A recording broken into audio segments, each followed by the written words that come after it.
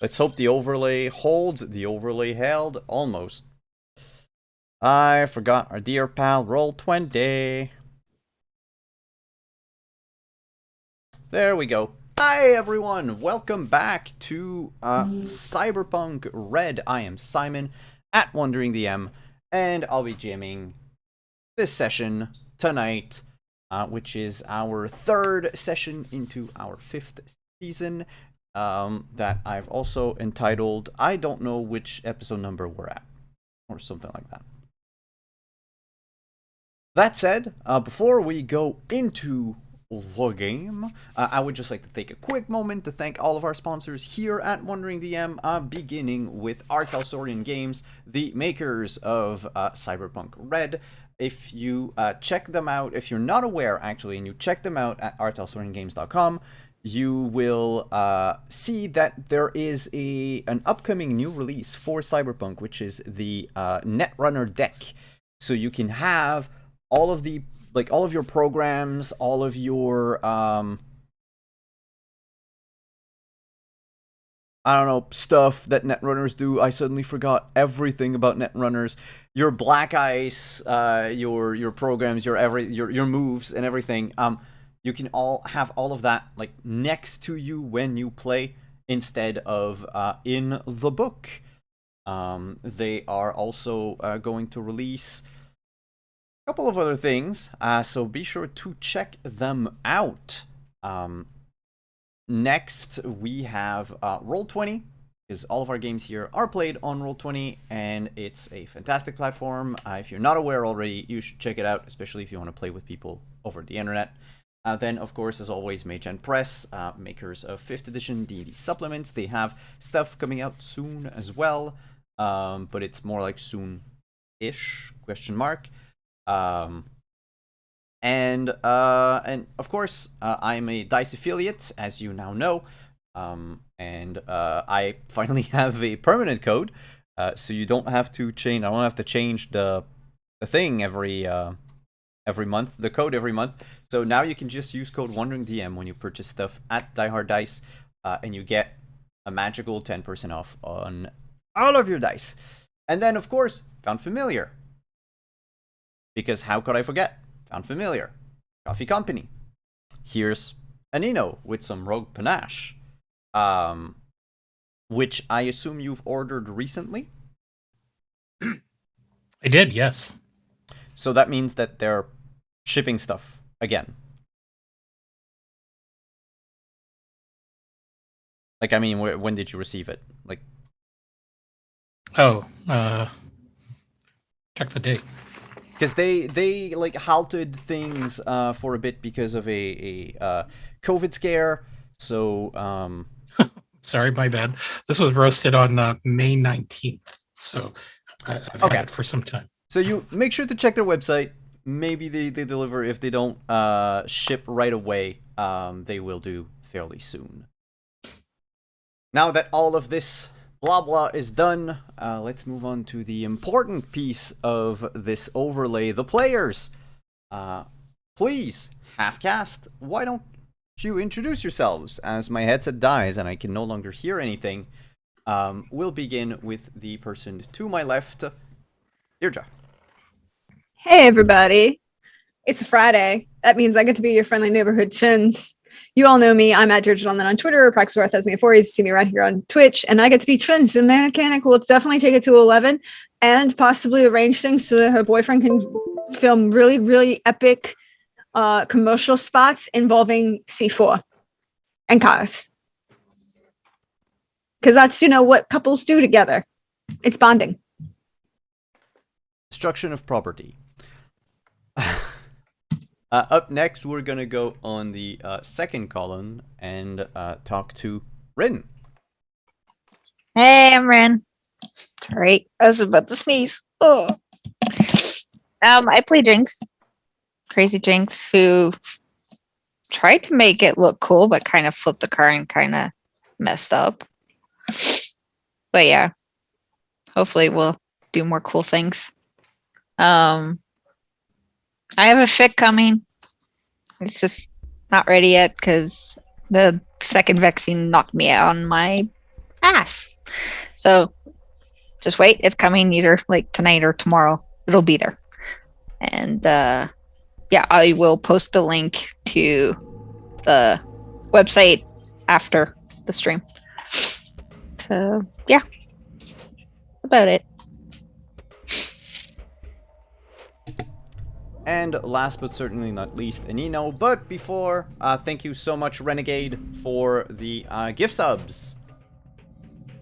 Now the mic's yours, Anino.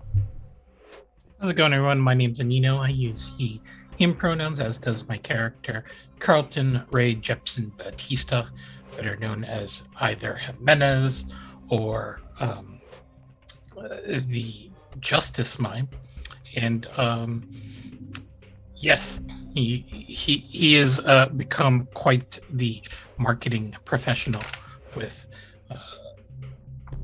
weird but strangely apropos commercial spots for things that he doesn't care about.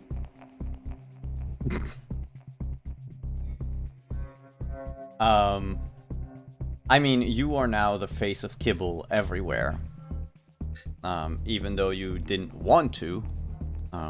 Last session, Trins, Reno, and Gordon Blackwood engineered an ad for Jimenez. The only reason... Jinx, not Reno. Jinx, my bad. It's because I put Cat on Reno's spot. And I was reading the names on the overlay. There you go, Jinx. Engineered this ad basically to was the only way that Network 54 were going to make Jimenez national, or at least to have the backing, the promise that 54 was going to do this.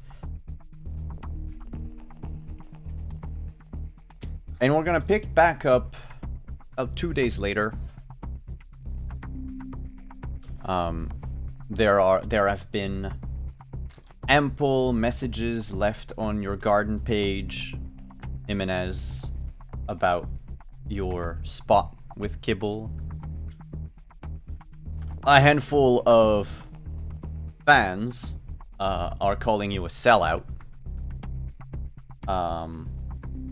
But on the overall, the ad is taken, you know, as an Jimenez ad.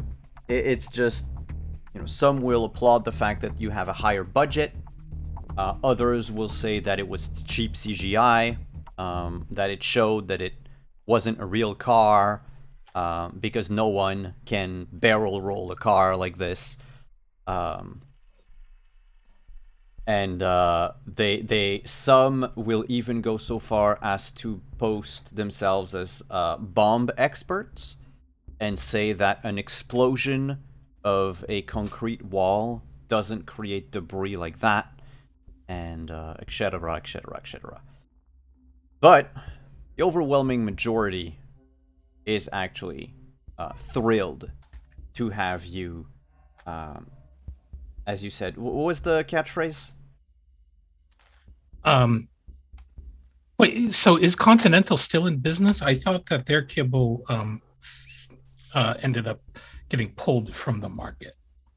That's going to happen in a couple more days, because I did like a flash forward with Gordon. Oh, okay.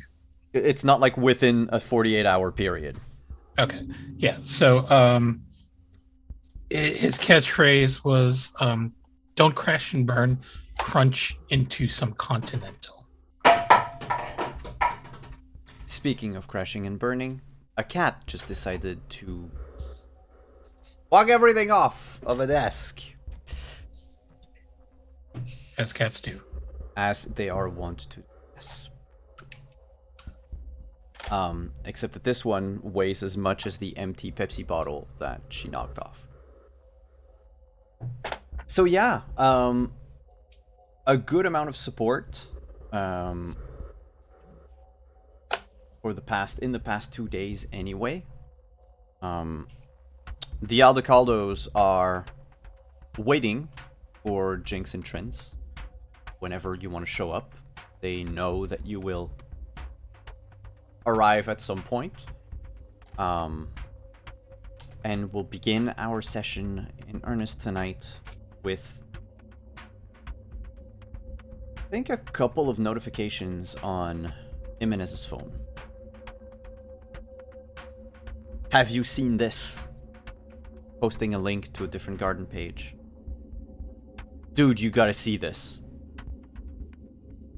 It's not spam, is it? They all link to the same URL. Okay. But the URL, you recognize at least the beginning as net54 dot something something something. All right. He will definitely check it out then. He'll put it up on the television screen. It's a small news segment. Basically the tail end of like the like economics part of or finances, I should say, segment of like last night's news, and one of the pundits talks about stocks and stock market and stonks going up or down, and they just make like a passing comment that the stocks for Continental brands are going down, and that there is an announcement to be made tomorrow. This, of course, last night, and he just says, like, no matter the amount of cheap celebrity marketing that they can do, it will not save them from what's coming. Oh, that's harsh.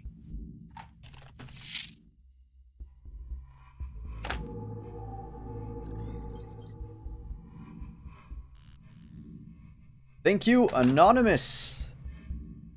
By that I mean the Anonymous Gifter. Unless the Anonymous Gifter is also the entire movement called Anonymous. Thank you for the subs. So yeah. It's just a comment that they made in passing, and the news segment like cuts off abruptly. Like, they don't even fade to like the Network 54 logo as they do normally every night. It just cuts, and you can see the anchorman just, taken by surprise, straighten themselves and begin to speak, and that's where the video ends. So does it look like it was a hacker of some sort that hijacked the broadcast to make that announcement? No, it's actually the pundit who was talking about stocks and everything. He made like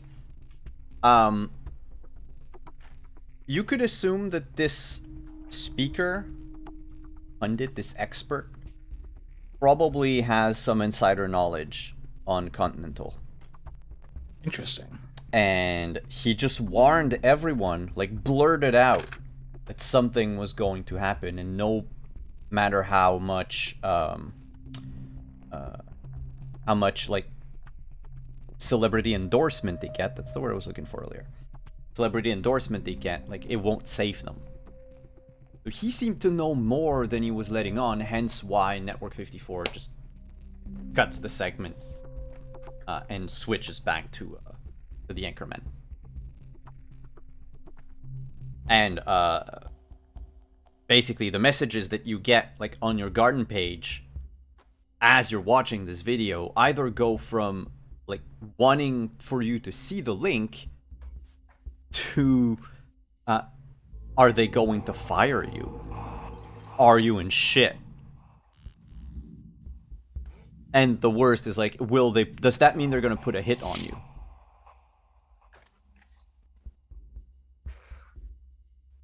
I mean,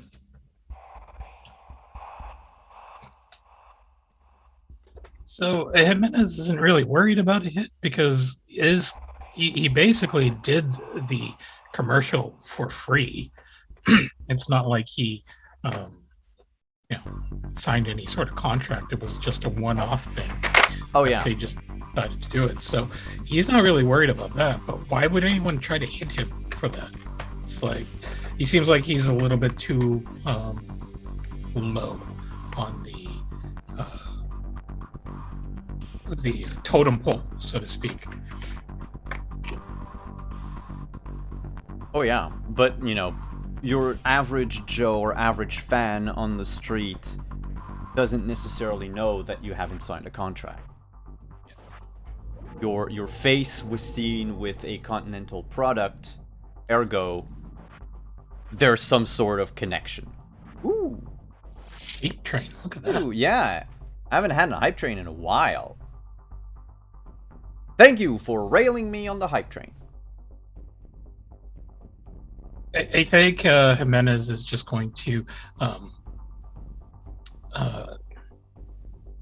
record a quick garden vid. He's just going to say, folks, I appreciate the concern that you have for me and my financial well-being, but I assure you that I am doing okay for myself. And he'll hold up casually a box of Pizza Hut.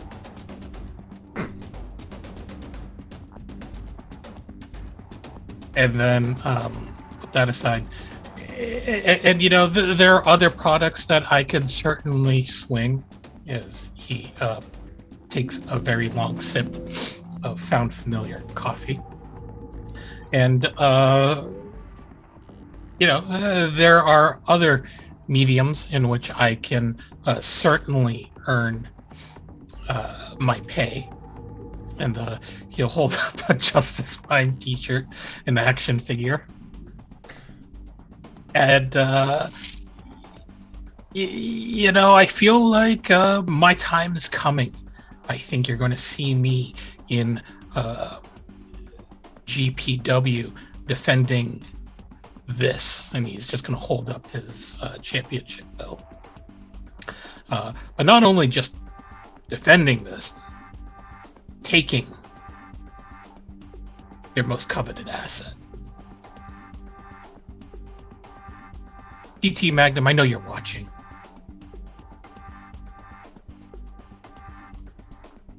Make the call. Come face me. Oh, also.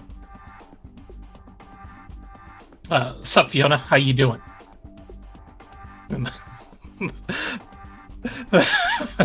Then he'll hang up. Oh wait, sorry. Yeah, he will also flash on the bottom. It'll also say, "Hey, Pyria," and he'll throw a little heart out this way. Just throw her a bone. Cool. You lose 30 humanity for emboldening and for enabling a psychopath. The first comment on the vid is Trin's, and she says, "Hey Fiona, your nose getting better?"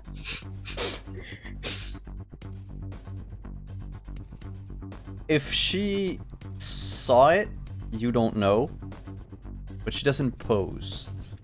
But it's true that Fiona's been relatively quiet as of late. It's been I think like maybe a month, even more than a month in game, since her nose was broken, and she hasn't gone back to training or to wrestling. She hasn't been scheduled for anything.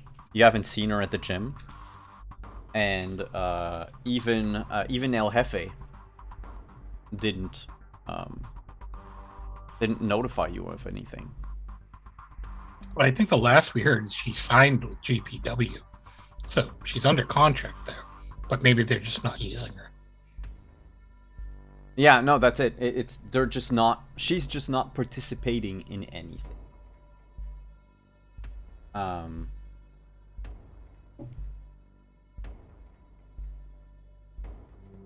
Sorry, I got a message.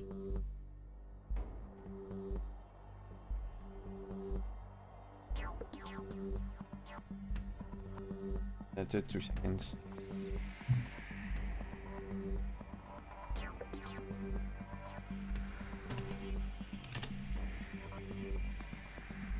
So, oh, hey, look. There's a spider on the wall. Don't worry, it won't eat much. They keep the cockroaches And away. it's gone. But they always walk right behind my camera. So, while this hype train is going, I would like to know what are Trince and... Well, we know that Trince is probably with X, probably off camera, handing him all the merch, and then commenting on the video. So I'll jump to Jinx first, come back to Trince after. Jinx, what are you doing this morning? How are you? Okay. Where are we time-wise? 48 hours after the video sent by Gordon Blackwood, the ad that you made with the wrecking car, or the wrecked car. Okay. Uh,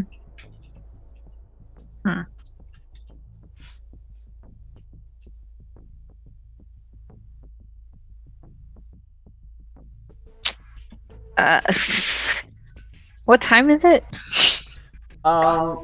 Anytime that you want in the morning. And she's probably asleep. Because she probably stayed up all night. Again. So the camera would just pan to your Actually, apartment. she won't be in her apartment. She's actually at her friend's at Riddle's house. She's been hanging there a lot, actually. So yeah, she's actually probably asleep on his couch while he's working, doing whatever he does, whatever job he has at the moment. Would you say that his actual job is a riddle? Yeah. Yeah.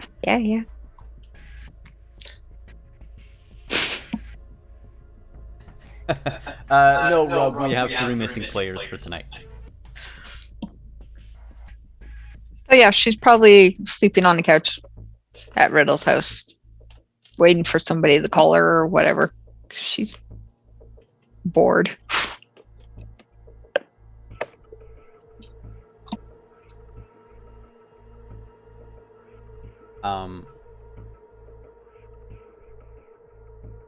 What does the apartment look like, very quickly? His place? Okay, kitchen, living room together, one room. And that's actually where he has his setup, because he's, wow, my brain. He's a hacker. And Netrunner, thank you. Oof.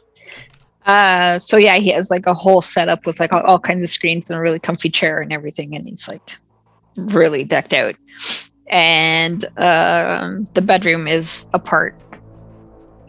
And yeah, he has a couch, table, couple chairs, a couple of things in the kitchen. It's pretty furnished. He's collected stuff over the years, so. Okay, so he's a fairly well-off Netrunner. Yeah. So I think we just see you, lying on the couch, with what little light comes into his apartment, bathing the entire room in twilight, and the camera will just pan, see you sleep, and then as it crosses the wall, it fades to show what Trince is doing today, then, this morning.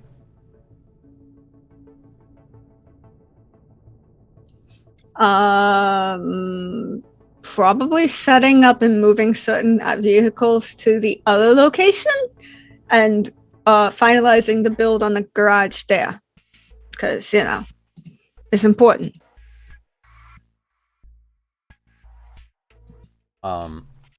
You're probably the only one that's consistently gone to that new place. It's true because I have to finalize the garage, the medical facility. Reno asked for some changes to like a weight room kind of shit. So yeah, construction work. It's fun. Thank you for the host. Can you no, I'm not even gonna ask you to roll. It's like basic tech, and home renovating is something that we saw Trins do over and over again. So She's copying the security system. She's copying the security system from the apartment complex over to the whatever Arasaka had left over. So lights, sound, water. Are you linking it to the one at the apartment, or just like? No, just the same kind of methodology. The same. Okay, yeah. Yeah. So that when things go to shit, she's picked the song that never ends because that guarantees that it will just piss people off. And it's really hard to shoot straight when you're that angry. As you work, I will assume there's probably like Shakira blaring out on speakers. Shakira, and then also some J-Lo. And so as the music thumps 1980s Whitney Houston. Yeah. I'm gonna have to ask you for an awareness check. I can do that. Perception, right? Awareness, perception. Yes, perception. It's okay. I do the same thing. Yay! Playing both Witcher and Cyberpunk. It's a 15. I rolled like shit. With a 15, no, that's enough. You hear a commotion outside. Fairly sizable commotion. You remember that complex that Arasaka gave you is not too far away from the apartment complex that you've lived in for a couple of years. But it is also in the combat zone. The thing is, and that's probably what catches your ear, is that the commotion is not a gunfight. You haven't heard a single gunshot. Benedict, pull up the outside cameras. Is she still like half under something? You see a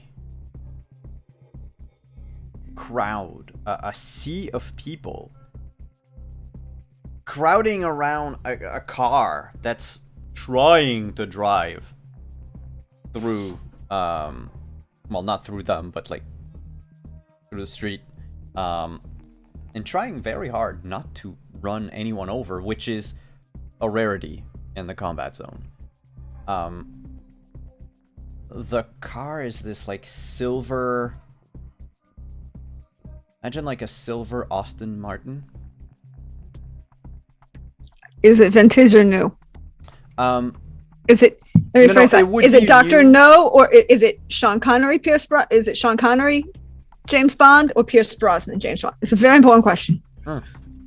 It would be Sean Connery, but fuck it. She will go over. She doesn't care about anything else. She doesn't. She wants that car. She wants to see that car in person. She's like, Benedict, engage, counter, personnel measures, audio only. And then the entire outside speakers will start playing the song that never ends. The crowd that's around the car has auditory attack. Well, I mean, they sort of stop and look in the direction of the complex. Would you please vacate the premises? Oh, they're not in the complex. They're on the street. I know. She's still saying it. Like over the speaker. It's like, would you please vacate the premises? You're getting in the way of my... I want to see the car. The car is pretty, and you guys are blocking it. Move, please. Move, please. Please, please, please, please, please. And she'll just go into the most annoying level of herself. It takes like about 2 minutes of please, please, please for like some of them to part. Thank you. You're very nice. I appreciate you. The windows are tinted, and you can clearly see that it is a new car that's been like custom built to resemble a vintage Aston Martin. I can't. It's fine. They're acceptable. But as you look at the car, I mean, you also see, you know, the crowd has stopped moving, so you kind of get a better idea of who they are. And most of them are, you know, various age. A lot of older men.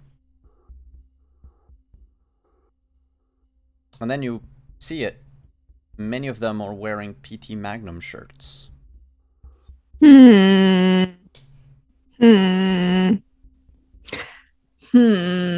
And the car is driving in the direction of the apartment. Hey, Mr. Magnum, sir. Mr. Magnum, by the way, you're driving the wrong car. It's supposed to be a Ferrari red, and you're supposed to be wearing a Hawaiian print shirt and really short khaki shorts, like crotch level khaki shorts. And she'll keep talking through the loudspeaker at him. Like, well, the car will keep going slowly. Yeah. But when you describe, after you're done describing Magnum PI, it will honk like twice in quick succession, like nah, just to like acknowledge, like whoever is driving knows what you're talking about.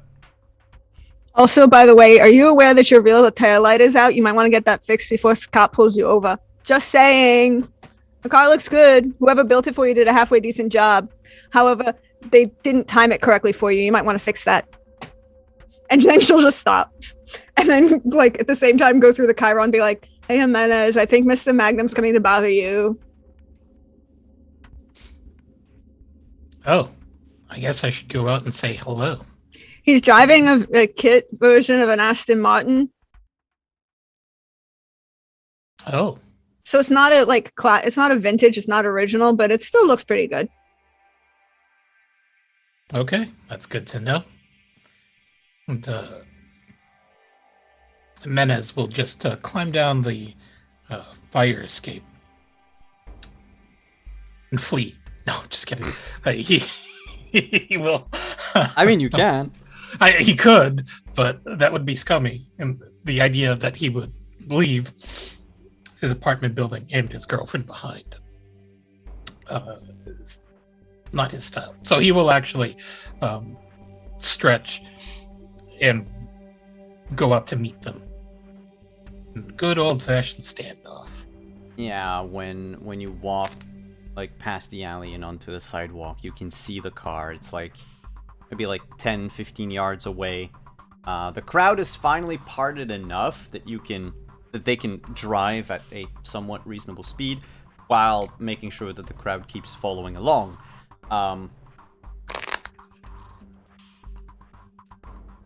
It parks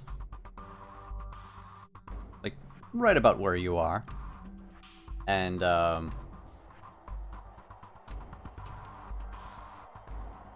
rear door. By the way, Trin sends one of her drones to follow in recording.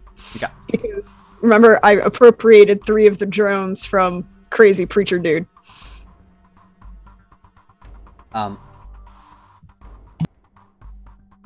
The rear driver's side door opens.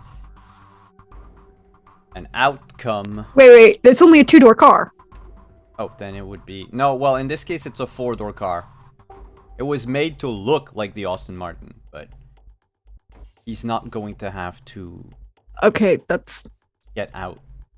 Like, ask the chauffeur to get out. But out of the car... almost worse. That's almost worse than a 4-door Porsche. Out of the car comes out your good old friend. Where does Trin stand on a SUV Porsche? It's not an SUV. It's a fake SUV. It can't go off road. That's Deirdre and Trin's having that rant.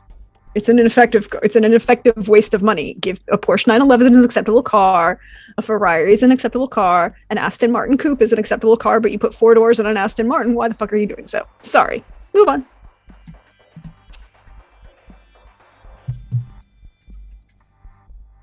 So out of the car comes out your good old pal, E.T. Magnum.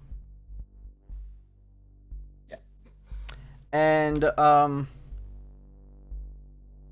He's, well dressed. Looks like he's going to some sort of official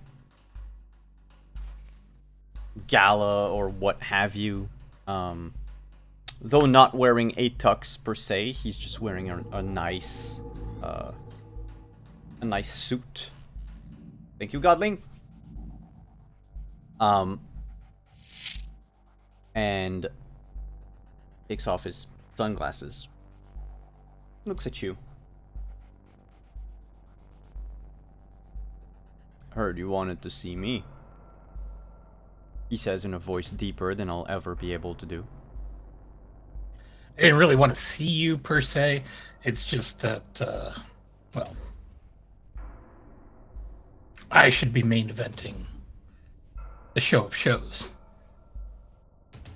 And I'm pretty sure you're going to main event the show of shows. And so I think that there's nothing better than a champion versus champion match. Of course, you have all the agents from everyone, even not just agents, like cameras. Amateur for the most part. There's no real filming crew, though you suppose that a few people among the crowd are probably actually paid to be here and film what's going on.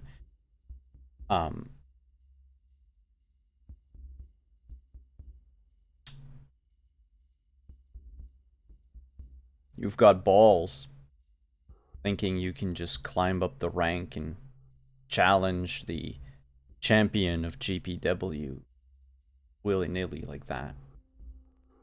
Well, you see, it's always been a dream of mine to embark on a road to the show of shows journey. So the way I see it going down is that me and my crew, the Nexus, are going to invade GPW at the Royalist of Rumbles.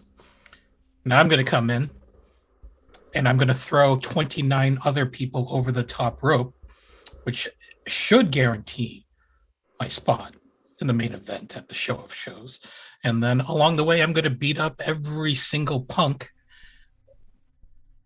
on that little hierarchy you guys have over there at GPW and just show you how good I am.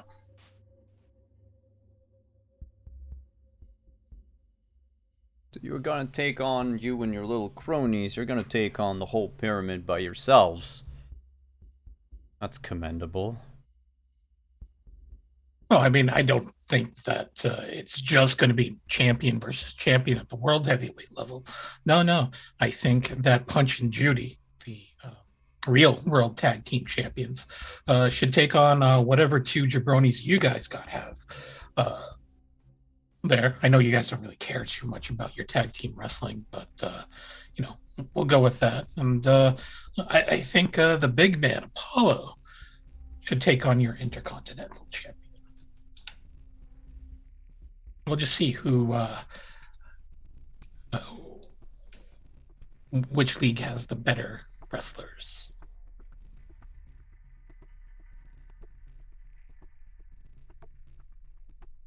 I can't wait to take all of those dreams away from you, X. Oh, is that so? Is that because you're going to duck me like you duck everybody who comes after your title? I mean, how many times have you defended that match? Defended that belt of yours? Because, since I've gotten the title, I've defended it every day for the past 3 weeks. I don't think you've defended your belt more than 2 or 3 times this entire year. People don't challenge me because people know that what I can do. They're afraid of what I can do to them. I defend it by my reputation alone. Oh. Look, you're like the small dog that keeps barking. Like the big dog. People don't approach me because they're scared. You? Come on. You walk around Night City dressed like a clown. What are you, the lawful clown guy? that little bit you did.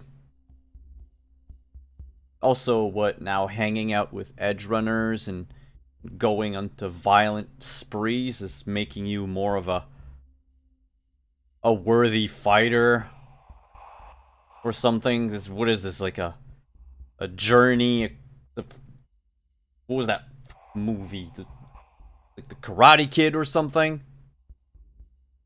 that it? You're gonna learn shit from the edge runners and come back and kick my face last minute? Well, you see, I've always been the better wrestler of us two, because unlike you, I have more than 5 moves. But the only reason why you're on top is because your boss keeps you there, protects your spot.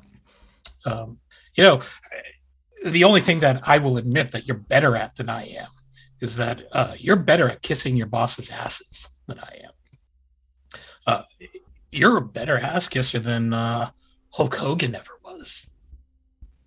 Probably not as big of an ass kisser as Dwayne, though. By the way, as he looks at the cameras. By the way, you're getting booed at that statement. Yeah, that's fine. Yeah. By the way, that's The Rock for all of you who don't watch bad Disney movies. But sorry, breaking the fourth wall there. You see, I don't even dislike you, PT Magnum. I think that you've been pretty successful at doing everything that you need to do with the resources handed to you. What I hate is this idea that you're the best. Because you're not. See, I'm the best. In fact, I dare say that I'm the best in the world. And so I think it's my right to prove that on the biggest stage of them all. And if you don't want to be called out as a coward for ducking my very public challenge, well, then you're probably going to need to do everything in your best interest to ensure that your bosses extend a contract and invite me to do the things that I do best.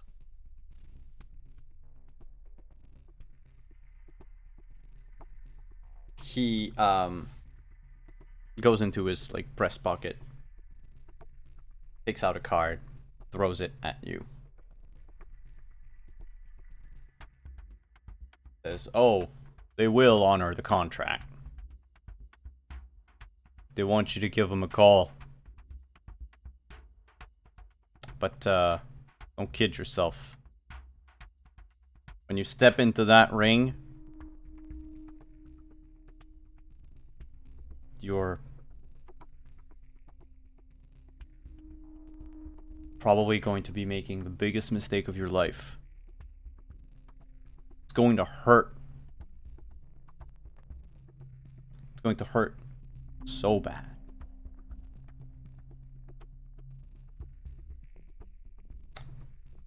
And I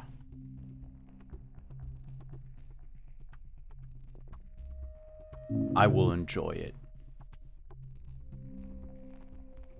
Maybe after I beat your face into the ground, people will start realizing that I'm actually a champion.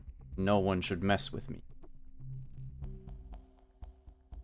And I don't need my agent or my boss to protect me from that. In fact, if you want to go right now, and he starts standing taller, and you hear a voice, a familiar voice coming from the car that says, "Darling, we're gonna be late." And it is Fiona's voice.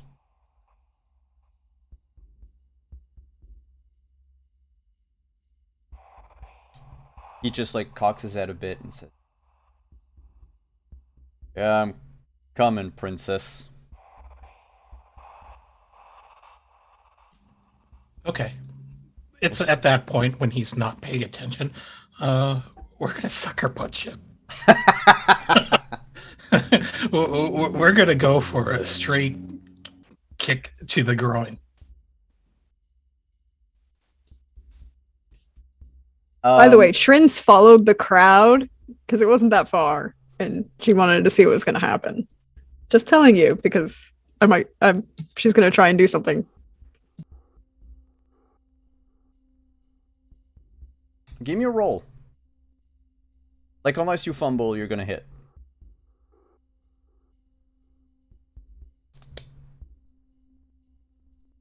Yeah. He basically has enough time to say, "Come in, princess." And he was going to say something else as you kick him in the balls. And, like, he falls, like, one knee to the ground and holds his groin with his left hand. Says, "You piece of shit, that how you fight?" We're gonna grapple him. He's going to try to actively defend now.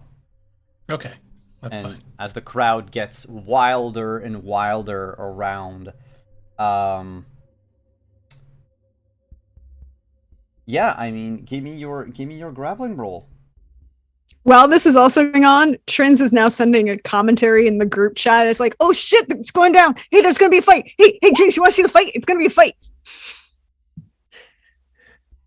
She's just running that through the text message in the Chiron through the group chat. Jinx goes, "What fight? Where? Huh?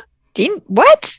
Outside the door, PT Magnum and Jimenez is going to kick his ass. And also might be fucking up his car. But he's going to kick his ass. Okay. Do you need my gun? Do you need me?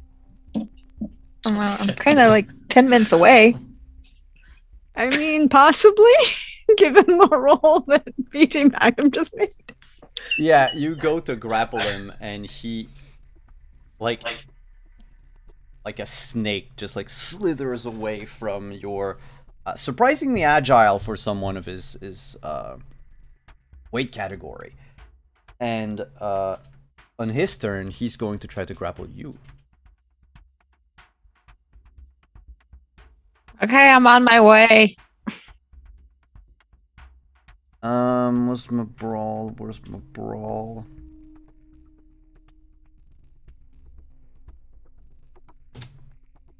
With a 24.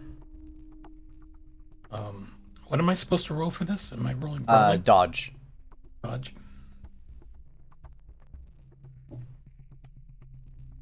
Well, evasion. Okay, this is not going great. He holds you like in a basically, I think he's only like holding one of your arm behind your back. Yep. And you figure he's probably going to, if you know his moves and all that, he would normally kick you in the low of your back to send you like running against the side of the ring on the ropes. But in this case right now, the ropes are his car. They might hurt a little more. Yeah, okay. So he manages to grapple me. That's fine, because so I'm grabbed, and now I can make a move, but it's either to break the grapple, right? If I remember correctly, yes. Let me grab the GM screen, because the data screen has everything on it. Grab. You cannot use the move action, so you can't move anywhere else. He's actually not choking you at the moment. You have a -2 to all of your actions. But otherwise, you can, since you're not being choked or like pinned to the ground, you can use your action to do anything you want. It's just you have a -2 to it. Okay. I'm going to try to break his grapple and reverse it into my own grapple. I feel like there should be more music.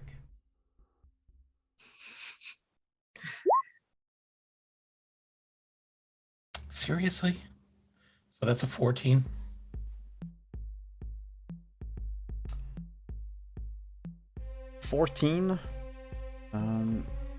He needs to reroll his brawl.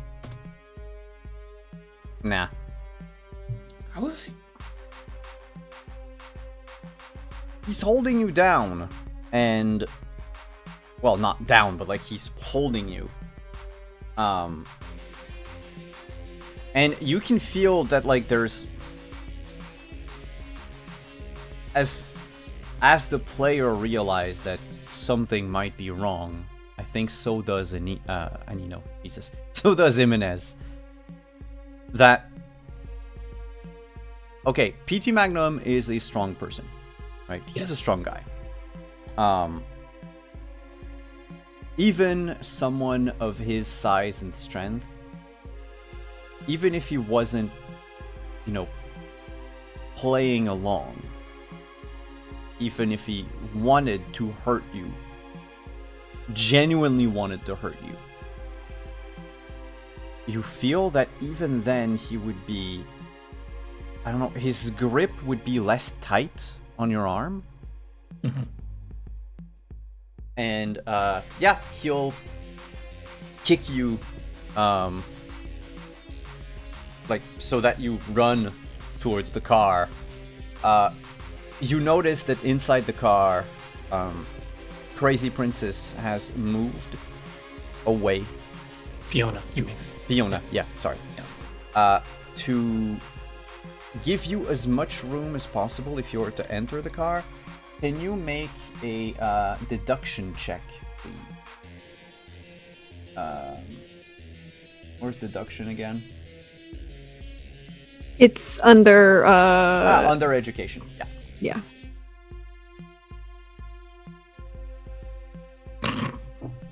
This is not going to go well. Oh, I got a 12. It's just enough to you kind of maybe catch what he's trying to do. A stage kidnapping. You get the feeling with a 12 in deduction that like once that skit is over and you're in the car, you're probably going to be driven to GPW to like talk about what's going on. Like it's the event is going to happen. Okay. But he's making it look like, if you're taken away and everything, it already starts like you already start on the with a handicap basically. Right. You're already on the losing side. Right. So he's going to throw me or push me into the Yeah, car? he's basically pushing you with his foot towards the car. Okay. Does he let go? Yeah, he lets go of the hold. Okay. Ren is going to run. Jimenez is going to run at the car, and then he's going to use it as a springboard. And So, for those of you in chat that are probably still hearing stuff, my headset keeps dying. So I don't hear anything right now. It's okay. We can talk about him behind its back. It's great. It's fun. It's okay. Trins is Yeah, planning. I can hear Jinx. Yeah, I know. You can hear Jinx, but you can't hear us. And so Now I can hear you. okay, good. Trins has been doing something, guys. Just saying. Because Trins doesn't understand how this works, y'all. Sweet child that she is. You'll see in Jimenez is actually going to be typing in his Chiron. Like, no, this is real. I think I'm in trouble. But as he's let go, he's going to basically he's going to execute his jump kick. Yeah, but the way he's going to do that is he's going to use the momentum that he's thrown forward, leap up onto the car, and then use that as a springboard to drop kick PT Magnum. Okay.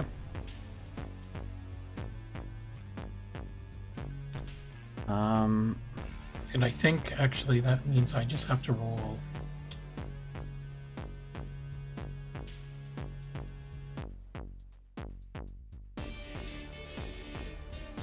I just have to roll it against a DB of 15. I don't even need to. I think that's what the dropkick was. Let me just, because that's not on the GM screen. So I just have to grab martial arts.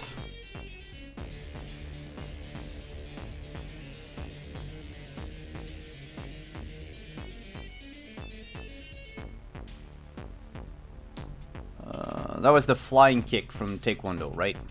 Yep. Use your action. No, it's actually a regular hit.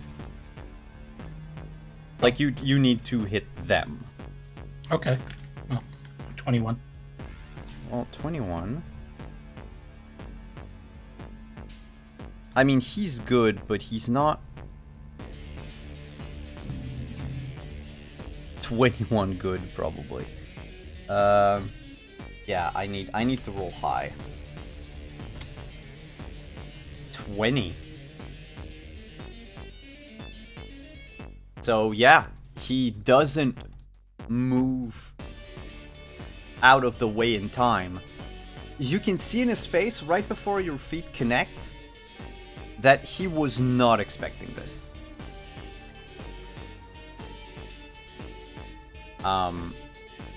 So do you damage him? Like, do you want to cause bodily harm to PT Magnum? Oh yeah, as far as I can tell, this is real. So I feel like I would have done damage when I threw that real kick into his crotch. So.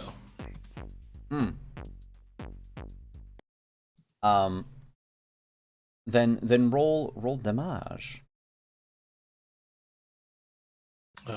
3d6.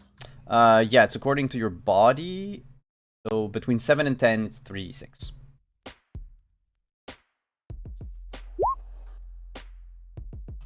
Almost a crit. He takes the full brunt of it. I mean, he's not armored or anything. You drop kick him, and he drops prone, so he falls to the ground. And holds, like, clutches his one of his many abs with his hand, and, like, you know, supports himself with his left hand, and under his breath you can hear him mutter, like, "This is a skit, you idiot."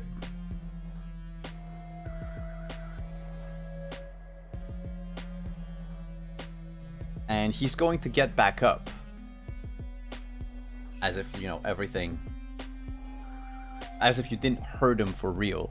But you can see him wince. But that has to be his entire turn. Alright. Well, we're just going to have to work this stiff. And he doesn't want to go over to GPW. So he wants to get the upper hand here.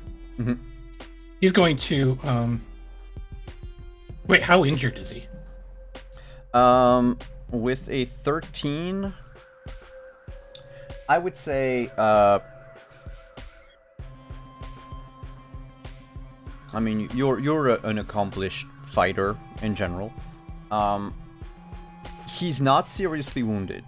Like, that's something he can walk off. But another one of these, and he might need medical attention. 4 of these is gonna kill him. Okay, we're gonna go for the sparkliest magician. So another drop kick. So he only has 5 moves, right? But you only drop kick. Alright, Mr. Span Kick. Give me a roll. Oh, and I need to, what was it? SM, I think? Yeah!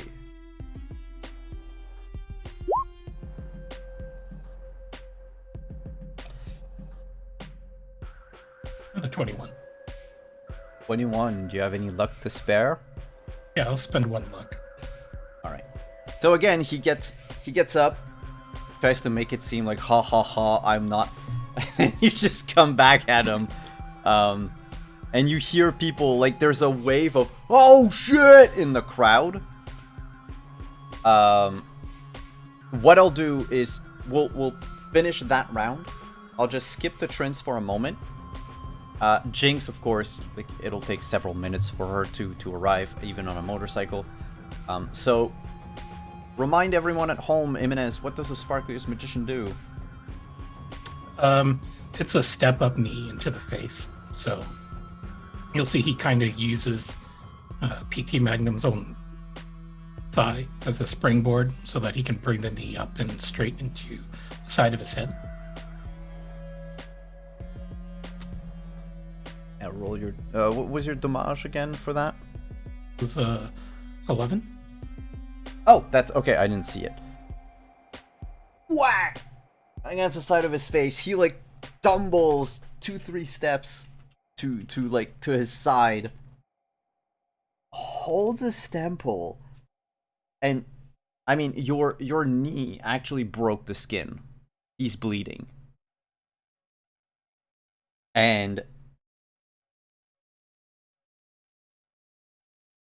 he actually breaks kayfabe. He says, "Don't you know what a promo is, bro? What is this, trying to kill me in the street? What the fuck are you doing? Come on, we're leaving."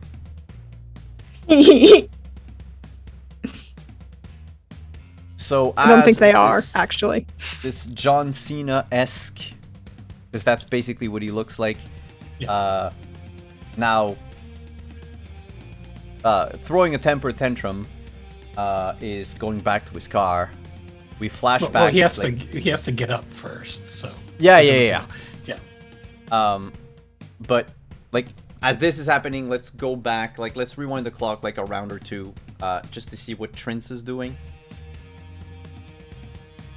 Trins is offended by the fact that this piece of shit that pretended to have... She was willing to accept the fact that it was a kit built and not an actual vintage, but the fact that he went ahead and made it a 4-door and didn't keep it as a coupe, that offended her. And she doesn't Jimenez explains this, like, promo thing, but she doesn't really get it all the time. And then she heard Fiona's voice in the car. So she's took a lug wrench and she took a wrench and she's removed all the lug nuts on the rear wheels of the car. Can you first give me a stealth check? I can do that. There's a crowd of people around. Yeah, but they're all watching the fight. Yes, but they're around. Like you're gonna have to, like, squeeze between the legs of people to reach these wheels. Okay. I will spend 4 of my luck on this. All right. For a 17. For a 17, and they roll... Okay. There is a slight chance. Yeah, no. Ha. So, you, you, like, crawl down. She's small! She's tiny! Like, stretch your arms... like between the legs of like 2 people. No, she's just gonna kind of like do the wait, it's my boyfriend, I wanna see, and then she's gonna like force her way through, and then she's gonna kind of like duck down like she's hiding behind the car because she doesn't want to get involved in the fight. So that she's like, but she also boosted cars for a while, so yeah, she knows. You know how to remove like the lug nuts quickly. And that I'm not gonna ask a roll for it, because I mean it's would be fairly simple, and it's not like the car's not protected in any way. It's made for show more than anything. So yeah, you remove them from the rear wheel, As you hear, once you get the last lug nut out, that's when you have like the wave of "oh" from the crowd and him throwing a temper tantrum. His turn will be to get back up and say, "We're leaving," and like throw his shit. And he's looking at you like, "The fuck are you doing?" He's making it look good for himself. Yeah. Is he seriously injured now? Stat-wise, no. You're like 4 hit points. Okay. Can we say he is? Let's say that, because we didn't roll damage for the balls. Yeah, let's assume a kick to the balls, will be 4 damage, sure. Okay. So then we're going to activate our second martial arts move. The signature move. Which means that roll DV versus 15. But I'm not going to really, really, really hurt him to the point where it's like a critical. It's, but it's still going to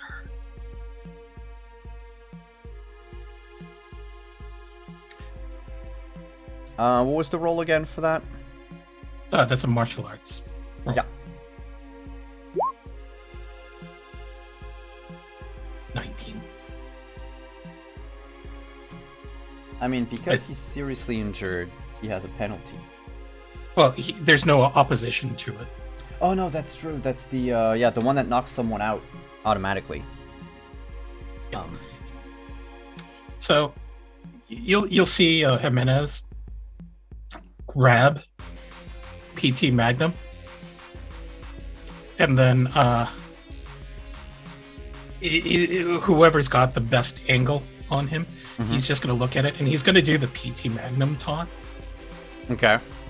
So you just see him do this, and then he'll pick up PT Magnum and use his finisher on him. So he'll hoist him up onto his shoulders. He'll also look for Fiona and blow Fiona a kiss. You can like see her a bit in the car. Yeah. He'll blow her a kiss, and then he will slam PT Magnum through the windshield.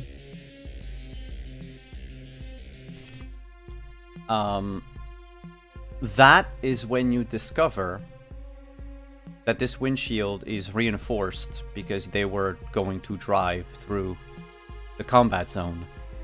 So it doesn't smash the way you think a windshield should break. And it's just basically a loud like thonk as you drop him on it. You don't hear glass shattering at all. And there's a loud from him. And the driver, scared shitless, now that Magnum is more or less in the vehicle, will start driving away. But as he does so the crowd like parts as much as they can. So like the first like 1 or 2 feet, he rolls okay, and like you can see slowly the wheels separating from the car, from their axles. So it's just like 1, 2, 3 feet, 5 feet, clunk, and just sparks, and the rear bumper breaks. And the crowd goes wild. In fact, X, I'm gonna have to ask you something, because these were die-hard, aside from those that were paid, like that were actually part of the filming crew, those were pretty much die-hard PD Magnum fans. And like, he got his ass handed to him on the street. And to those, for those of them who know about, eFabe and everything and the promos and all that, like, they thought that PT Magnum would win anyway. Seeing that now you're winning, like, those that believe this was not stage, which is real, they might be swayed to your side because you're clearly the superior fighter. Those that thought that it was fixed, they're now probably thinking, and that'll depend on your check, but they're now probably thinking, shit, if GPW made a promo where Jimenez wins in the first confrontation, like, does that mean that the title is actually going to shift hands? So you might get quite a few fans from that. So if you can give me a charismatic impact check, please.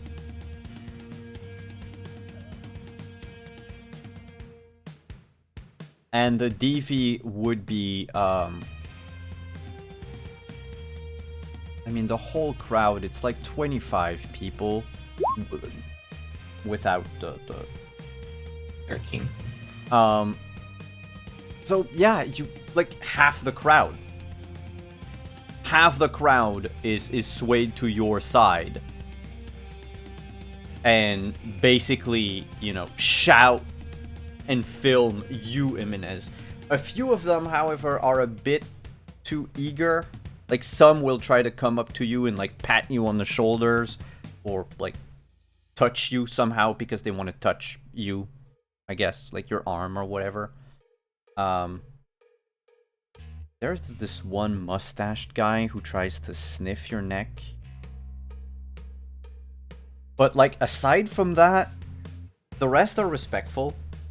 And those that actually switch to your side, like, they take off their PD Magnum shirts, throw them on the sidewalk, and one of them actually uses a like, they have an Omni tool. They're probably like a construction worker or something. So they use their Omni tool built into their cyber arm to set fire to the pile of t-shirts.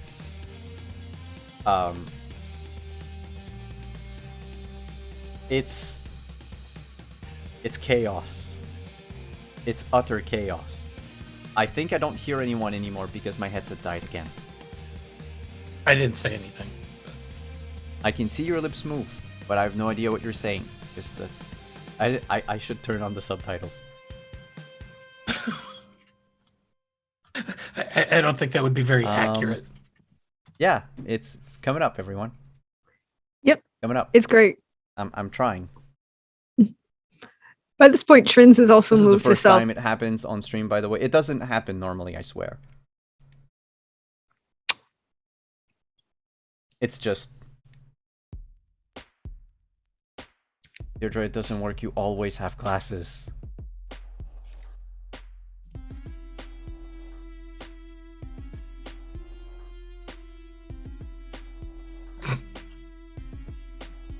I might have a problem. Everyone, we're gonna go to break real quick because they don't want to turn on anymore. We'll be right back.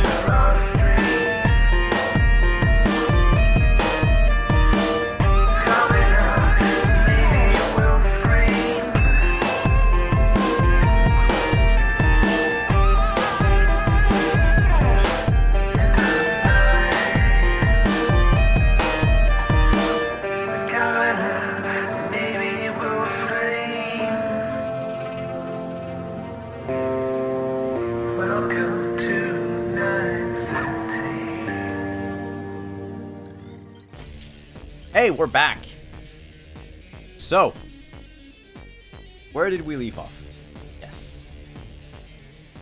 The car crashes. Well, crashes. You know, the wheels go their own separate ways. The rear of the car hits the pavement. Rear bumper flies off. Sparks. Comes to a halt. And I think that by this point, Jinx, you would probably be at the opposite end of the street. So you see a crowd of people, and you heard the sound of a car braking as you approach. From inside the car, there is swearing, and the other rear door opens.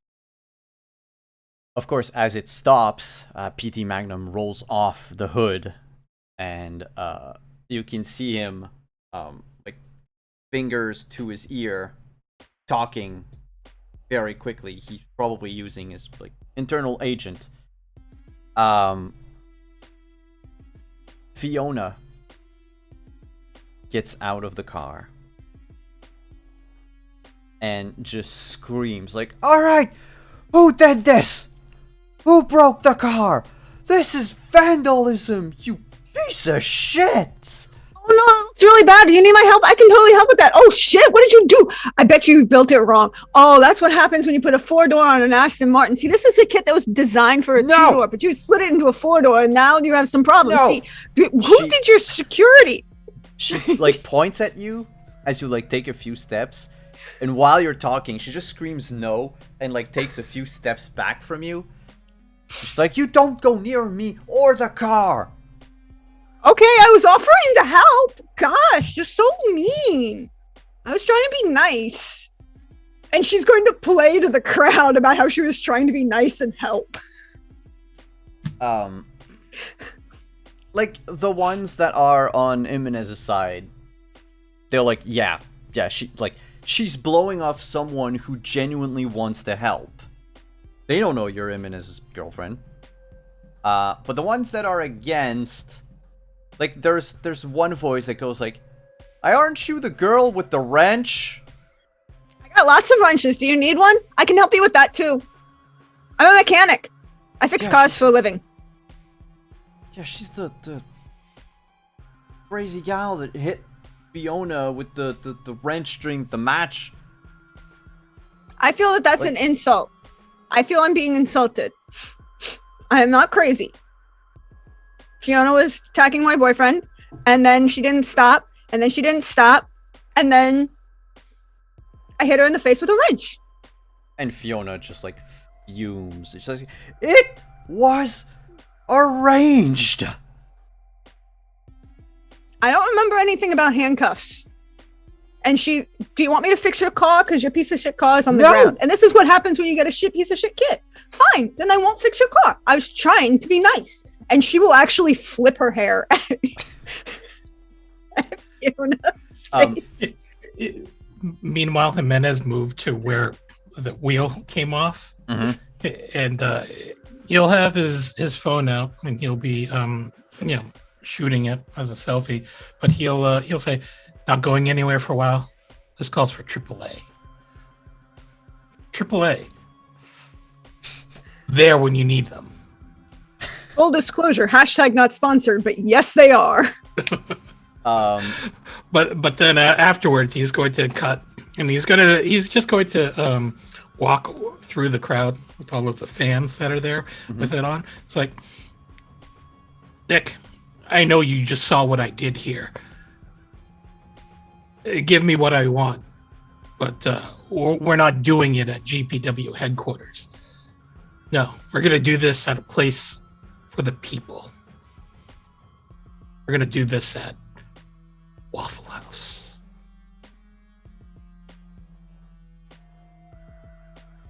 And then he's going to try to see if the crowd starts chanting.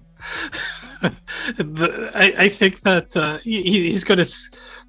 He's hoping that the crowd will start chanting, "Give him what he wants." That is definitely a charismatic impact check, because And I mean, it's a small group of fans. So the DV is not going to be that high, but you are asking, it would be a logistical nightmare to have, an outdoors fight at a Waffle House. No, just a contract signing or discussions. He didn't want to go to wherever GPW was going to go. He wants to go to like a neutral site. I can tell you that with a 13 and your small group of fans chanting behind you, like, give us Waffle House. That's even better. I made a note. You're gonna get a call. We'll resolve that a little later. Yeah. The message needs to make its way to GPW. However, speaking of message reaching other people, the entire commotion. Trins is still doing a running commentary in the text message for the group chat, by the way. And with full color Trins commentary about like, and then she tried to claim that I was being crazy. How could she claim that I was being crazy? Trins being Trins.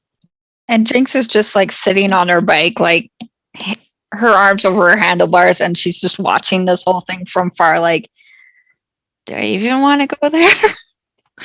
Oh god. But the commotion in the combat zone attracts some undesirables. Because large gathering, lots of noise, a bang.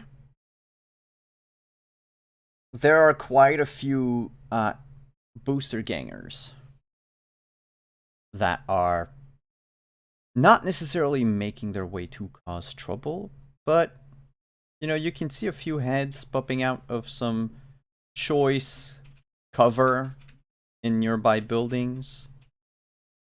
A few tough looking like street warriors, decked in old cyberware and equipped with either improvised weapons or actual swords. They quote surround you. Like, they're not all everywhere around, but like wherever you look now, there is one.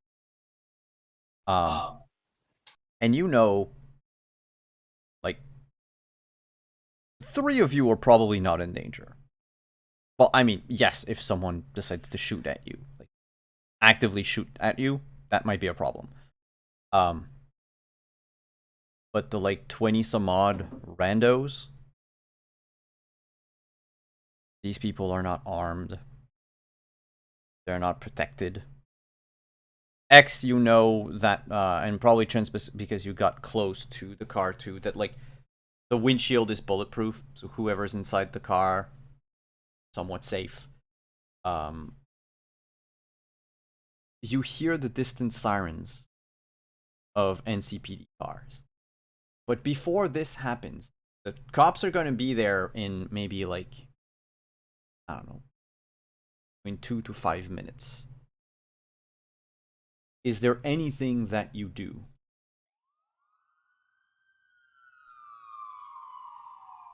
Jinx for sure pulls out her sniper and gets ready for a fight.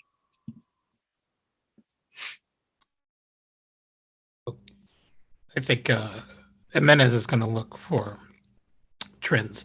Says we should probably get out of here now. Don't worry, I got this. Hey, Benedict, please engage anti-personnel statements from the apartment building. And then the sound system will start playing closing time loudly at full volume. an apt song for what you want them to do. Yes. Subliminal messaging, people. Some people in the crowd sort of catch what's going on. Like, the song plays, they're like, what the fuck? The song doesn't fit the situation that just happened. So there is, like, this break in what was going on. And then they sort of take note of the danger around. And I'd say about, like, 2/3 of the crowd leave. Some of the loitering booster gangers also leave. But I'm going to ask Jinx to make a perception check.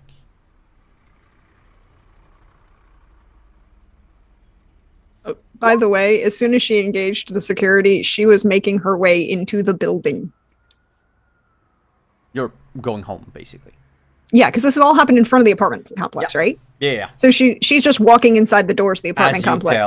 Okay. Yeah. So you and X will be inside by the end of your turn. And 19... she might even bother to message Fiona and be like, if you don't want to get shot, you can come inside. I promise not to stab you. In like a really whiny voice. All right. There won't be an answer to that. With a 19 perception, you catch the glint of a probably a rifle.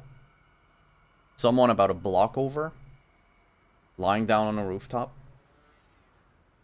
is just aiming. Maybe they're aiming at someone specific in the crowd. Maybe they're aiming at you. Maybe they were aiming at Trince or X before they got in. But, like, this is someone who's clearly in position to just shoot. Like, if they take pot shots at people, those people are dead. Okay, can I take them out? You feel like you can. I mean, it's possible, should you roll high enough. I can tell you that they are, like, within the, like, 100 to 200 range. So that would be a DV16. Like, it's not the sweet spot, but it's not that far off.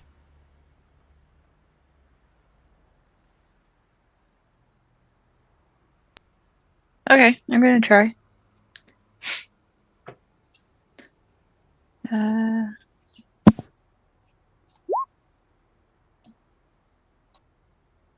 Yes, that hits.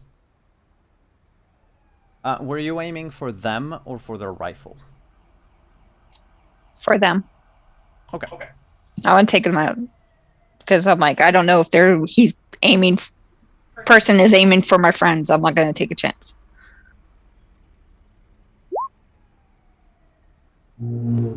Not a crit, but 23 damage. Let me check very quickly.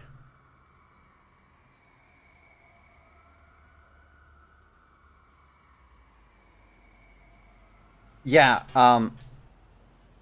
they weren't moving a lot before you shot. They're not moving a lot after you shot. But you saw the glint of the rifle, like, move. They probably rolled over. If they're not dead, they're probably in so much pain that, like, they're neutralized. Out of game, they're dead. They had 20 hit points, and they were wearing fuck all in term of armor. So, yeah. There's the gunshot. Look. And everyone else clears out. Yay, that's what I wanted. The NCPD arrives shortly after. Do you want to still be in the middle of the street when this happens? No. All right. I disappear. So you go in the building. You'll see from the lobby, basically, the cops come. They were called by PT Magnum. He, like, points to your building while gesticulating and being generally mad. But the cops just look your way, they shrug, and they point to their squad cars. And like when Trin sees the cops pull up, she starts playing a whole Queen playlist, starting with "We Are the Champions." You're just putting salt in the wound. I didn't say she liked Fiona at all. Oh, I know.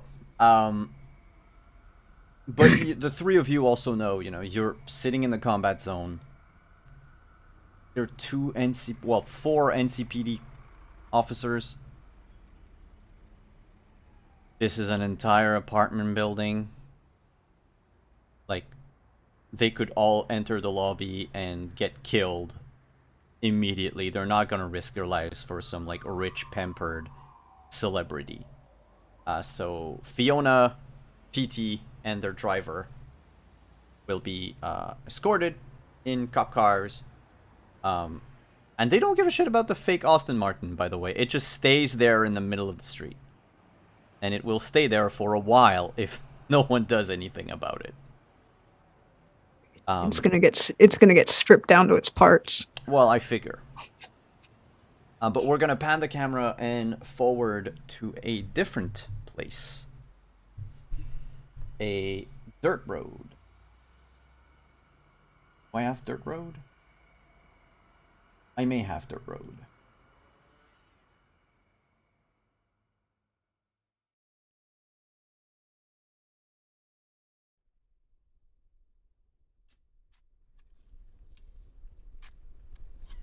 Yeah, we don't really hear the cars. Anyway, I'm gonna get something.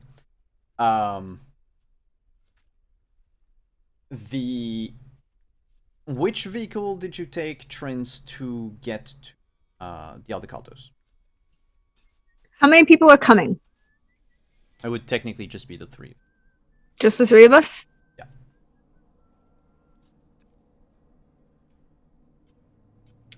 Yeah. She'd bring probably. She's not going to take the full RV.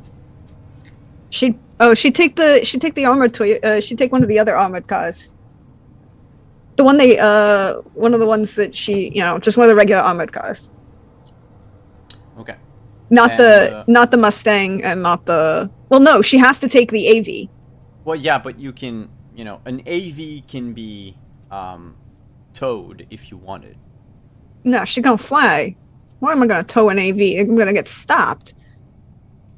She doesn't want to get. She's like, I boosted cars for a living. Towing an AV through the city is without armed guards is a bad plan. So yes, they will fly the AV. All right. Because I think this is the first time. Can you give me pilot air vehicle? DV's not going to be really high, but I feel like we should use the skill.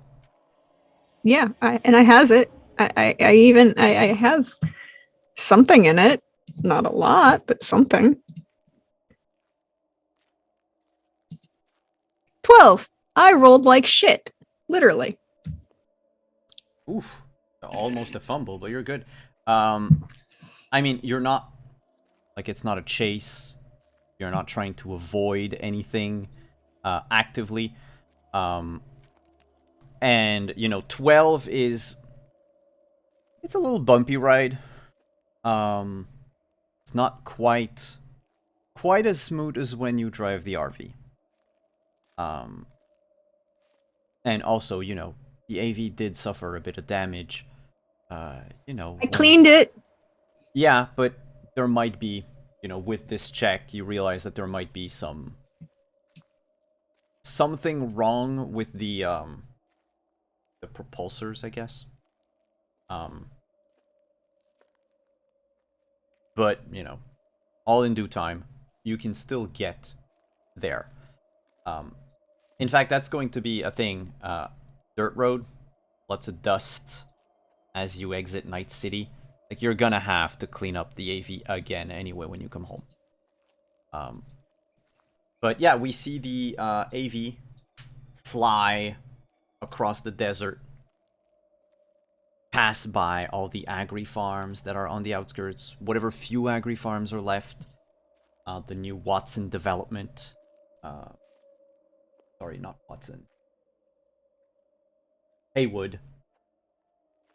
And we see in the background, you know, the tall skyscrapers of Night City skyline. And from your point of view, you approach what appears to be almost like a junkyard. Imagine a trailer park protected by a wall of smashed machinery. Some are cars, some are actual tanks. There's a moment when she sees the tank that she kind of makes eye contact with Jimenez. It's like, can I have one? I mean, I don't see why not. Okay. I'm sure it'll fit in the underground parking. I have a whole new parking garage at our new That's true. place. So, yeah, and basically within this wall of broken down machines, you have several trailers. Some of them, like old 18-wheelers that no longer work because they're gas powered, were hollowed out and made into like container homes. A bunch of them are actual containers, and a few are, you know, actual trailers, like in a trailer park. There are several guard towers around it, not just along the wall, but also on the outer perimeter. And since you're flying, you can also see that in the distance, there are several, maybe faint. You see the cloud of dust more than the drivers, but there are people, like nomads, patrolling the outskirt of this camp. And as you approach in the AV, you're maybe like about a kilometer away. You are pinged. Someone is attempting to like open communication with the AV.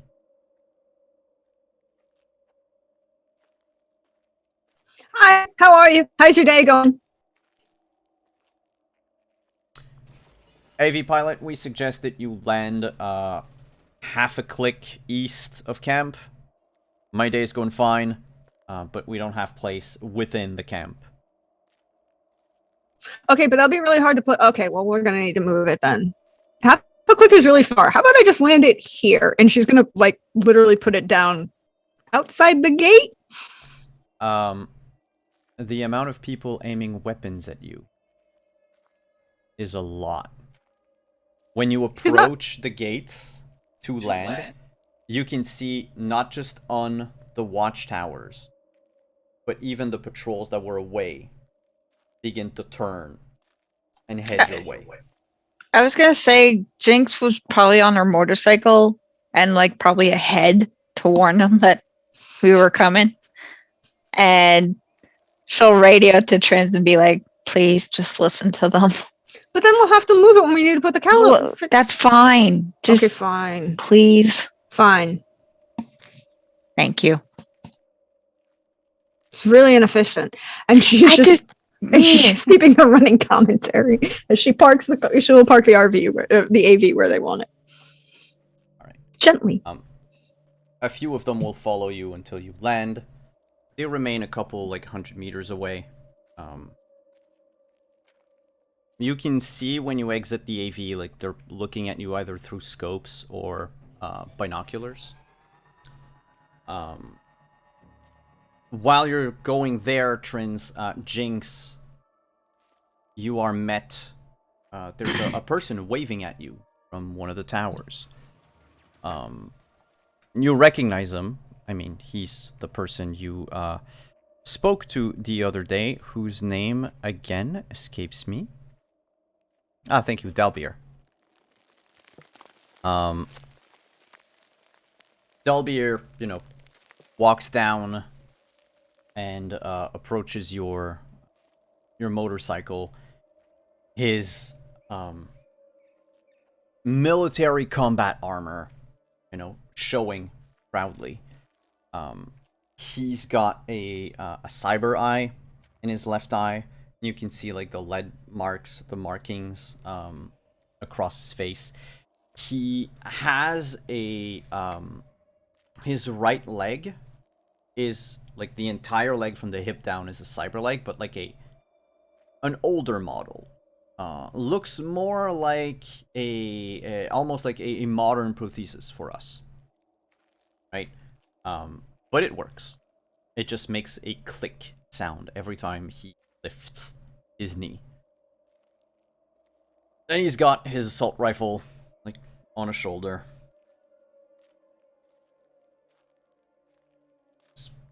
You've come back. Yeah. He points over to the AV. This the vehicle we have to install toys on? Yep. Alright. I can get a team ready. Tell your friends they're welcome into the camp while we get this set up. Trent is gonna want to help you guys. I'm just warning you. Menace just chuckles at that. And I mean, look, she knows her shit, all right? So just please don't kill each other. That's it. I'm yeah. As long as she doesn't get in our way, she can help us just fine. And Oh my god. Well, don't worry. Popeye just needs his spinach. He's gonna crack open a Jolt Cola and hand it to Trins. Oh, thanks. No, Really appreciate no, that. no. Really appreciate it. Oh, we should share. Do we have any more? And she's like, there's a cooler. There's a cooler in the AV. There's. when you ask if there's any more, like Dalbeer will, because he doesn't know, is just gonna point back to the camp, and he's like, "There's a full bar. We have Jolt Cola for the kids. We can trade them. We can sell them. Like, feel free to go." Thanks. I really appreciate it. Nice to meet you. Hi, I'm Trent. Dalbeer, like he A pleasure. shakes your hand. Menace? I hate you. It's just so that No, quiet just down later. oh, for fuck's sake. Um, Where's the fucking whiskey? She just walks off. Like, I'm washing my hands of it. Dalbeer will, so he'll explain that, they'll get their team of engineers and techies ready to install the thing. It shouldn't take more than like a couple of hours. The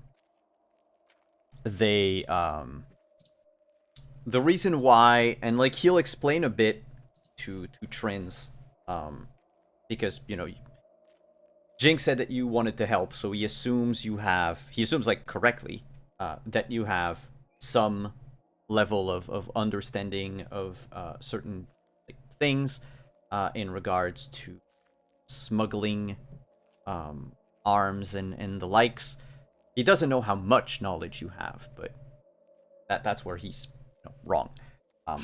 But he basically goes on to explain that the reason why he made you land all the way over there is because if, for some reason, the vehicle is still hot, or if there is a tracking beacon on it, the fact that it is, half a kilometer away from the camp can be excused. Like, it doesn't put the nomads into hot water. This isn't the first vehicle I've stolen and or chopped. We didn't know that. Because I respect that.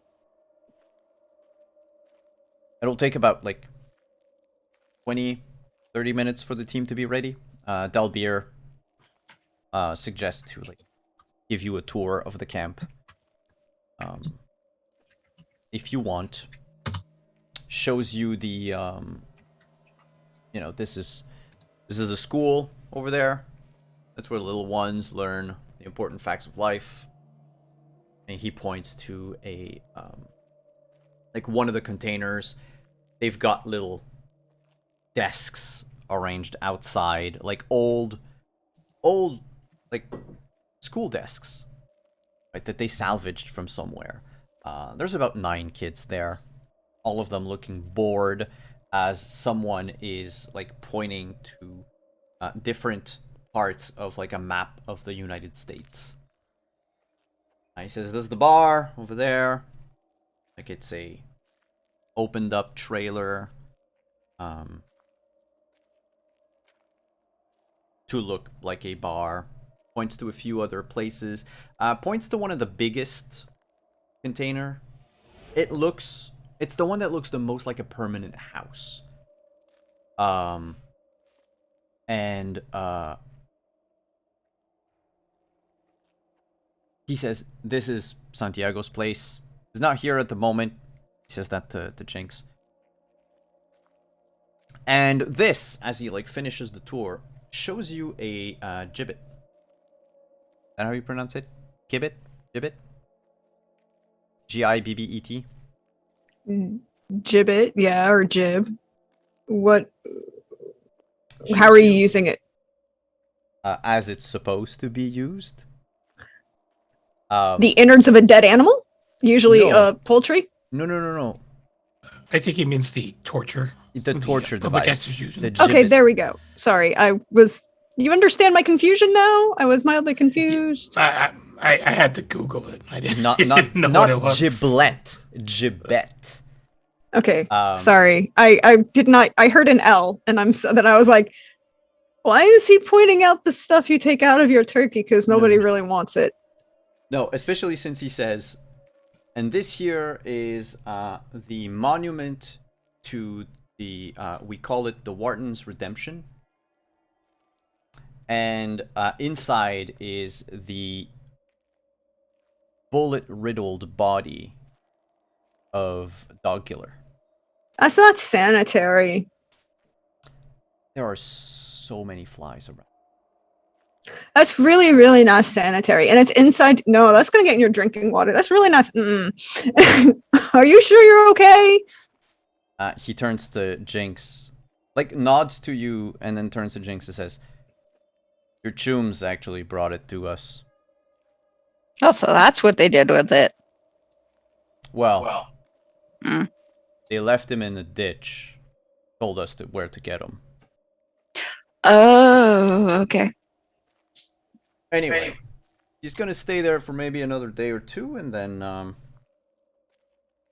gonna send pics and vids to the rest of the Raffenschiff across the states.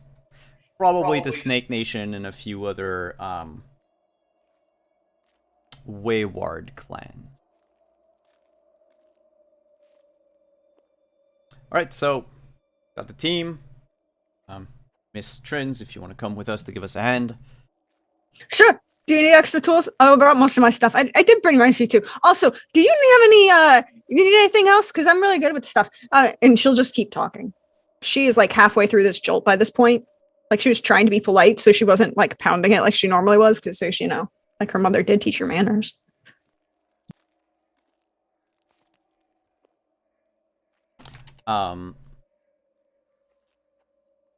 You walk away, get back to Trins, Jinx and X. What do you want to do? Jinx looks over at Jimenez and she like once they kind of walk off a bit, she's like, the one thing they're gonna forget to like pass around to everybody else is that the one who killed him was me. They didn't even lift the finger. But anyways. Oh. Well, now I feel bad because I was the one who got caught on video spiking him. Oh no, that's fine. Like I don't honestly care. It's just funny. I was kind of wondering what you did with him after everything was said and done. I brought him here, and then he got loose, and he came and found me a couple days ago, and tried to kill me. So we had a bit of a shootout. Still have a bullet wound. Anyway, I shot him. He actually sucks when he doesn't have all his fancy tools, all the technology. He's actually a shitty sharpshooter. Anyway, so. Oh, well. Now that that's over, what's next for you? I don't know. Kinda in limbo. I don't know what I want to do. Maybe I'll just stick with you guys and help out a little bit. I don't know. Kind of weird not having a goal anymore.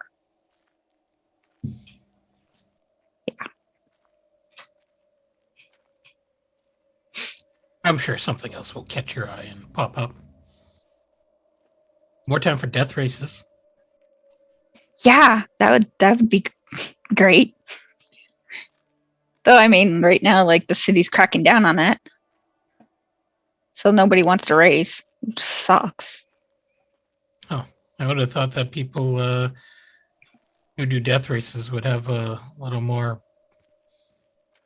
grapefruits to not let the whole breaking the law thing ruin the day. All of them are actually chicken shit. Especially the ones who run the races. They want the money out of the races. They don't want to actually be part of the race and part of the the death part. So of course they're scared of getting caught. Well, that's just plain sad. Yeah.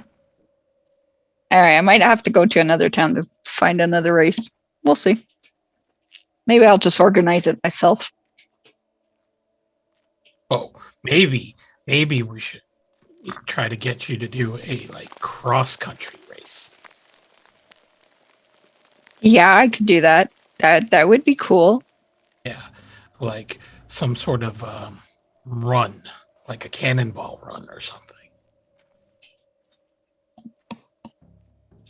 I'm cool with that idea. We'll have to keep talking about that. I mean, it's not like I have anything to do.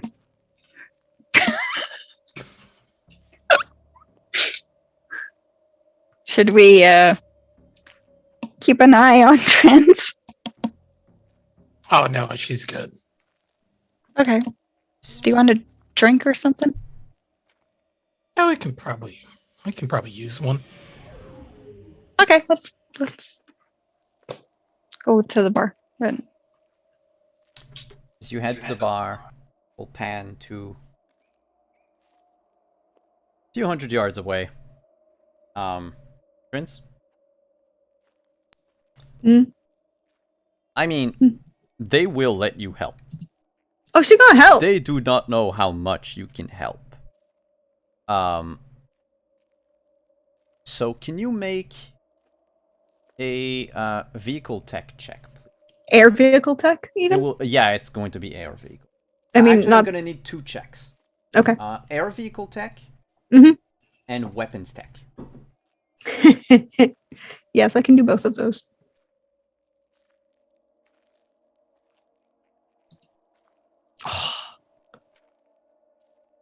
Shit. Well, it rolled it. They already took it out. Weapons tech. Yeah. She's much better Yeah. at weapons than flying things. It's what I had in mind. Basically, you know, you as a non-nomad, there are a lot of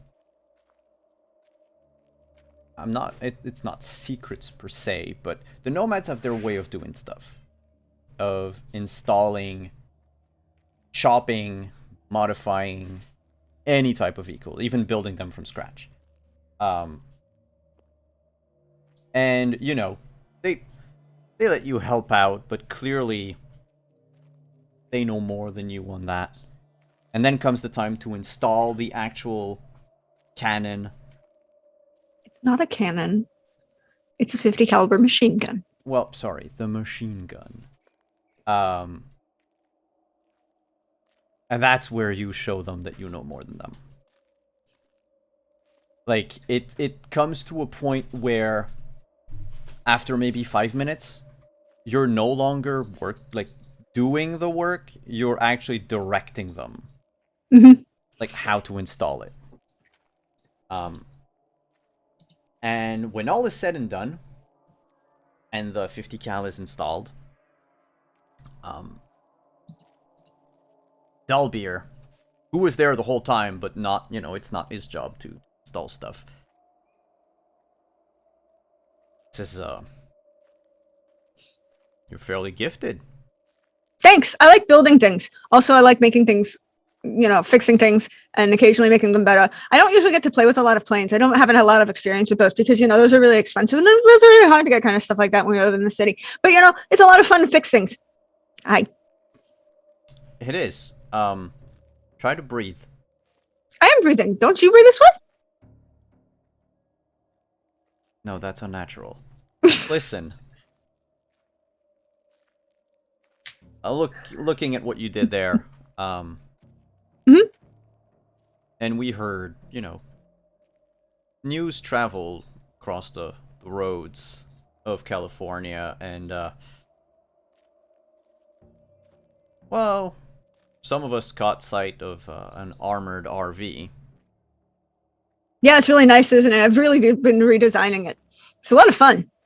Combat cloud NOS system, fully armored all the way around, integrated heavy machine gun on the top.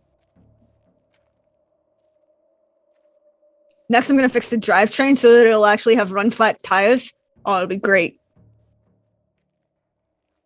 And like a couple of the the techies have begun to circle around you, and some of them are like, "Oh wow, yeah, no, that's awesome," and blah blah, and they're really into what you're doing. Dalbeer says, "I know you're not part of the clan. You're sedentary. But you can always use someone on the outside, a subcontractor. You want to get job, we can probably provide. Oh, if you need help, you can always just come by. I'll be happy to help. I like helping people. It's fun. I do a lot of things for people. It's not a big deal. We don't go into the city.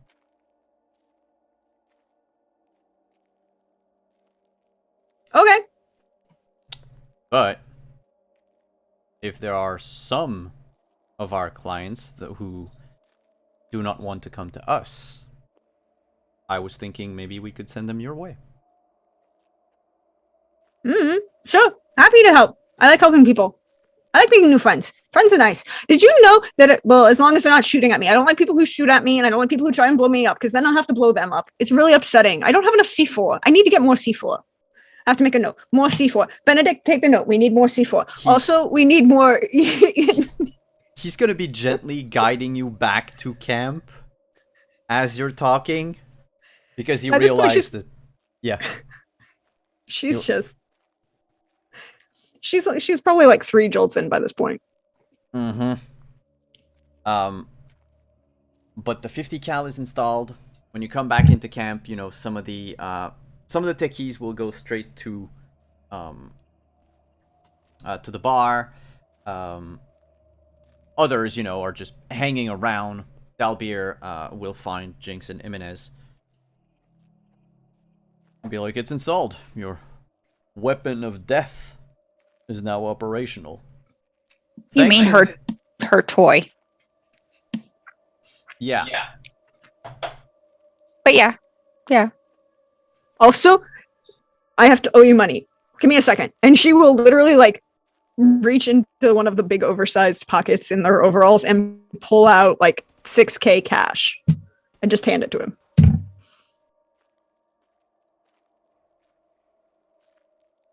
Takes the wad and he's like, I figure it's in hundreds. Normally they do bank transfers, but Banks are creepy. No, you don't put your money in a bank. That's how you all end up with problems. Don't you remember when the whole thing when the Arasaka Towers blew up and everyone went shit crazy? All the banks took all the money and you couldn't do anything and it was all about trading because there was a run on the bank and they said there was no value and da da da da. And so it's like you don't put your money in the bank, they cheat you. you might want to get like a tea or something, like chamomile, to calm the fuck down, lady. I'm calm. Why would I be? You speak at 500 words a second. Yeah, I that's what my warned family you. does. I warned you. I'm. This I'm is look. Just Do you not know any Italians? I can introduce you to some more. Balbir says, since the war in Nicaragua, I'm a little hard of hearing. My Chiron right now can't keep up with her. All I have are half words and then just error messages. she could fix that for you. Yeah, you want me to fix that for you? I'm good. I'm good. Oh, I'm sorry. I was talking too fast for your Chiron. I can fix that. Hey, Benedict, access auto attack features, and then she'll just start running her auto text to speech through her text message and sending it to him as she's talking. Mm.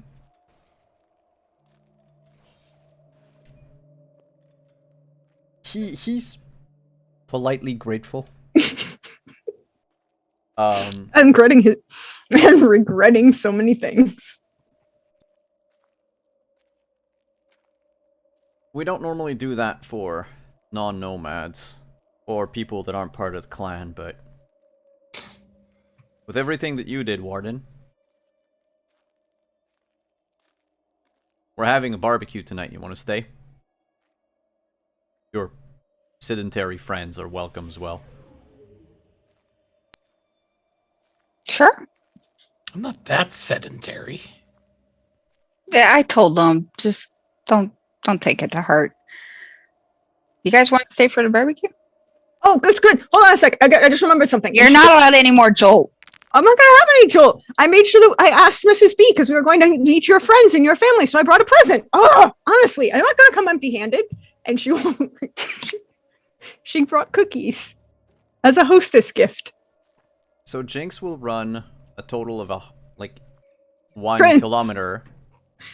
Yeah, Trins will run a total of 1 kilometer in probably record time to come back with cookies. And as the sun sets and barbecues are lit up, there's also a bonfire. A couple of the nomads get their guitars and their music instruments out. We're gonna end tonight's episode. Oh, and by the way, just so you know,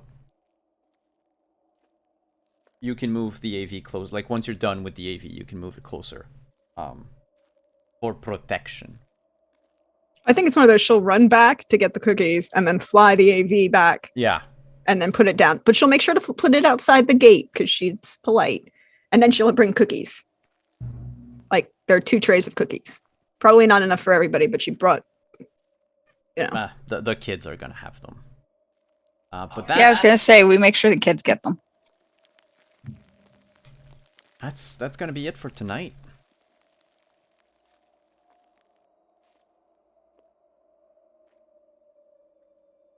We've got a Grand Prix match coming up. And maybe some other stuff. But gonna have to tune in next week on Friday night to see our next episode. Before I go into the end of session spiel, I would like to pass the mic around the table. Dear players, tell us who you are, where we can find you, shout out anything you have going on. Now is the time. We'll do the same order as we did. Whoops, wrong way. Same order as we did the intros. So we'll start with Trins.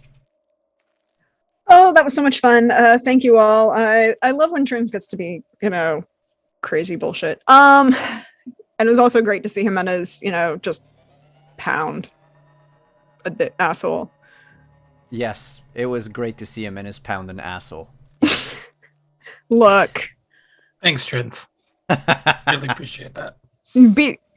He called himself PT Magnum. Yeah. I'm leaving that alone.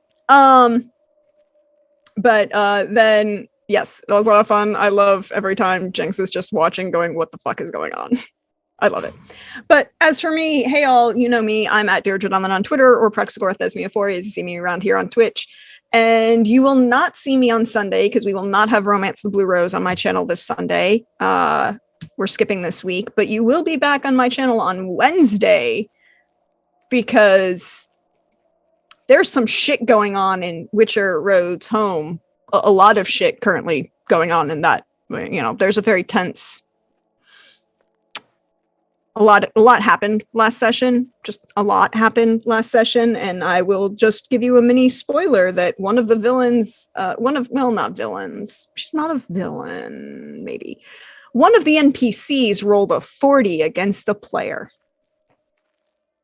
And we'll leave that alone.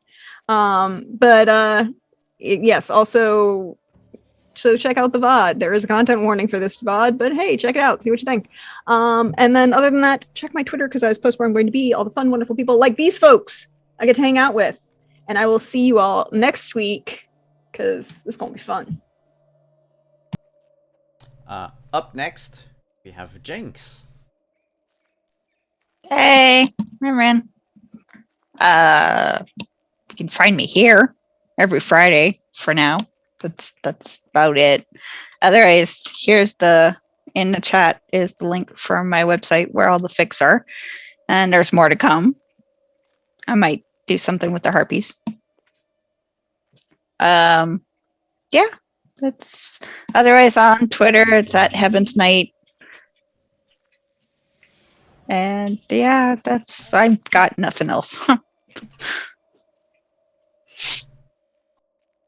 And lastly, Jimenez. How's it going, everyone? My name's Anino. You can find me on Twitter at Anino Gaming.